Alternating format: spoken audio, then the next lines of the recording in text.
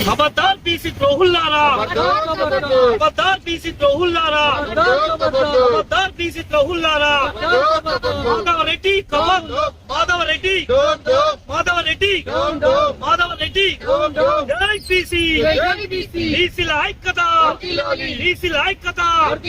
ఈ మెంతో, ఈ మెంతో, ఈ మెంతో, बीसीల ఐక్యత। జై बीसी। బీసీ రిజర్వేషన్ల ఇష్యూపై మరి 2 రోజుల బట్టి ఊరిస్తూ హైకోర్టు ఇవాళ బీసీలకు వ్యతిరేకంగా తీర్పు ఇవ్వడం చాలా బాధాకరం, దురదృష్టకరం। తెలంగాణ బీసీ రిజర్వేషన్లపై స్టే ఇవ్వడం అనేది బాధించింది, బాధాకరం। మరి ఈ పరిమాణంలో ఇలా బీసీ ద్రోహులుగా బీజేపీ పార్టీ దీనికి బాధ్యత వహించాల్సి వస్తుంది।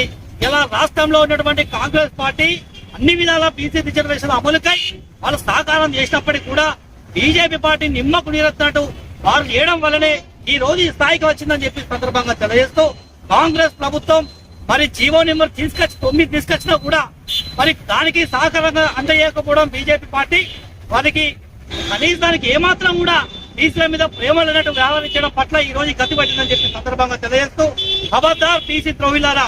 ఇవాళ కాంగ్రెస్ ప్రభుత్వం జీవో నెంబర్ 9 దానికి యాంటీగా రెడ్డి జాగృతి మాధవ్ రెడ్డి గారు హైకోర్టులో ఇచ్చినటువంటి పిటిషన్ ప్రకారంగా 2వ రోజు హైకోర్టులో విచారణ జరిగింది। దానికి వాళ్ళ స్టే ఇవ్వడం అనేది నిజంగా దురదృష్టకరం। ఇవాళ బీసీ వ్యతిరేక శక్తులారా ఖబర్దారా చెప్పి సందర్భంగా తెలియజేస్తా ఉన్నాం। బీసీల నోటికాడ బుక్క ఇలా కొట్టినందుకు ఇలా మీకు పురుగుల పడి పాపాల పడిపోతారని చెప్పి సందర్భంగా తెలియజేస్తా ఉన్నాం।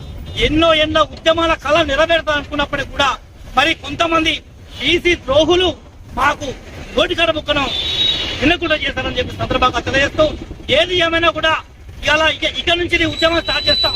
రెడ్లు వర్సెస్ బీసీ వర్సెస్ ఇలా ఉద్యమం ఉంటది। రెడ్లకు ఎవరు కూడా ఓటేయద్దు, బీసీలందరూ కూడా ఇలా కరుడు కట్టిన వాదులు లెక్క ఇలా బీసీలందరూ ఒకటాల మీదకి రావాలి।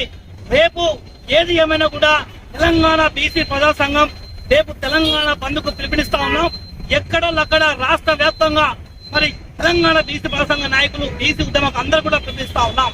ఎక్కడికక్కడ ఈ నియోజకవర్గాలలో మండల కేంద్రం జిల్లా కేంద్రంలో ఎక్కడికక్కడ నిరసన వ్యక్తం చేయాలని చెప్పి సందర్భంగా తెలియజేస్తూ జై బీసీ।